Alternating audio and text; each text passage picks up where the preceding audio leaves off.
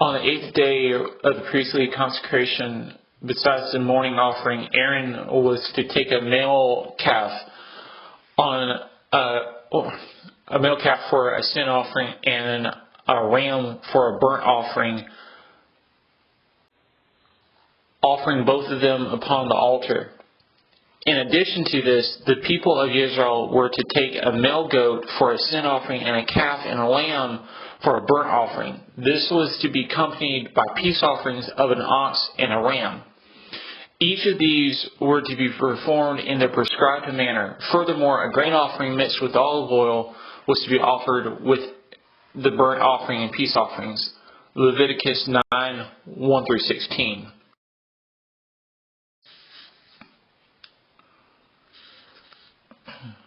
David and the army of 30,000 troops went to Judah to bring the Ark of the Testimony to Jerusalem. After taking it from the house of Abinadab on the hill, they put the Ark on a new cart driven by Uzzah, the son of Abinadab. His brother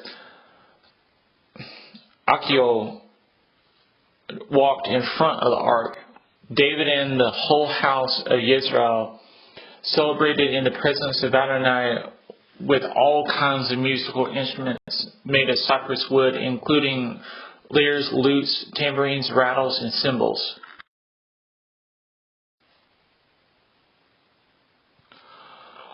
Upon reaching Nican's threshing floor, the oxen stumbled and Uzzah put out his hand to steady the ark. This resulted in Uzzah being struck down for touching the ark. This death upset David and made him fearful. The king asked, "How can the ark of Adonai come to me?" David took it over to the house of Obed Edom the Gittite, where it stayed for 3 months. During these 3 months, Obed-Edom and all his household were blessed. The place where Uzzah died was called Perez Uzzah.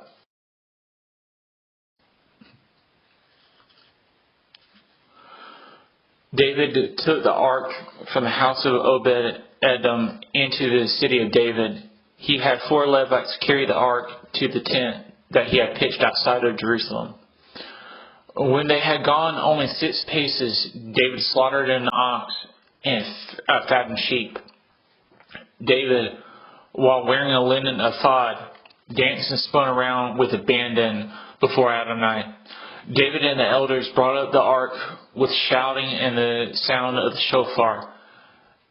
As the ark of Adonai entered the city of David, Michal, David's wife and daughter of Saul, watched King David worship from her window.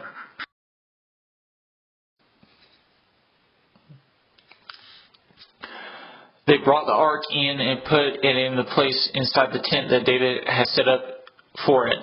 David offered burnt offerings and peace offerings before Adonai. When David had finished offering the burnt offering and peace offerings, he blessed the people in the name of Adonai Tzevaot.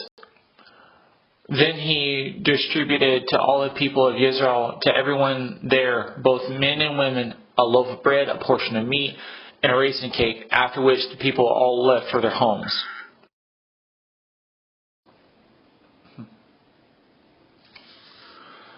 Amid his celebration of the ark's presence being there, Michal rebuked David for not acting as dignified as the king should. She was used to how dignified her father had become during worship, where he never acted like this in her lifetime. As such, she believed that a king should never worship without care or freely. This rebuke resulted in her being barren for the rest of her life.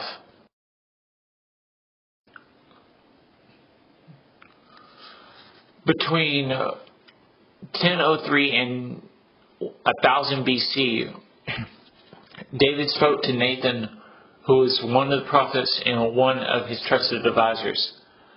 The king did not feel right about how the Ark of the Testimony being a tent while he was living in a palace. Nathan initially said to David that he should do what he desired to do. Later that night, the prophet was reprimanded by a divine dream for encouraging such. The following morning, the prophet delivered a message to the king. The message was essentially, the Eternal One had never asked about a cedar wood house to be built for his presence. He recalled how he took David from the sheepyards and made him chief over Israel, destroying all his enemies so that he could rule in peace. Furthermore, amid his great reputation and desiring to plant his people Israel in their own place without being disturbed ever again by the wicked,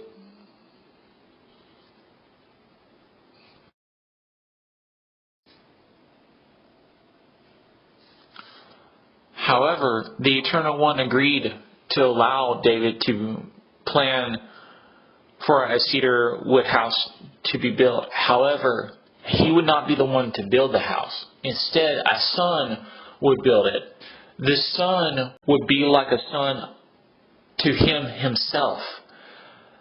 As such, the son would retain grace even when he would need to be reproved. Moreover, David would be granted an eternal dynasty. 2 Samuel 6:1-7:17.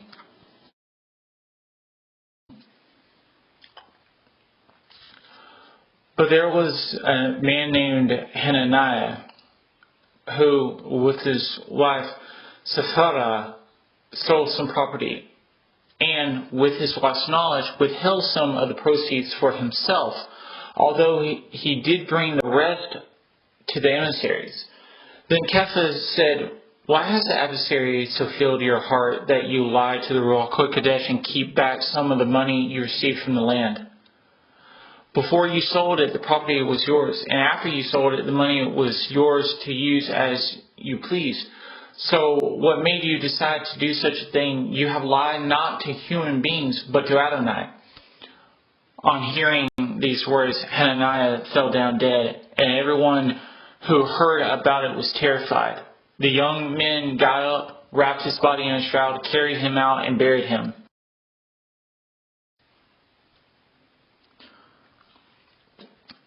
Some 3 hours later, his wife came in, unaware of what had happened.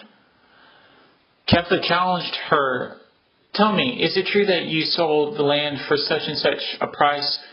"Yes," she answered, "that is what we were paid for it."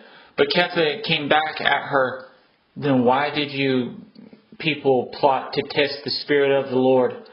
Listen, the men who buried your husband are at the door. They will carry you out too." Instantly she collapsed at his feet and died. The young men entered, found her there dead, carried her out, and buried her beside her husband. As a result of this, great fear came over the whole Messianic community, and indeed over everyone who heard about it. Acts 5:1-11.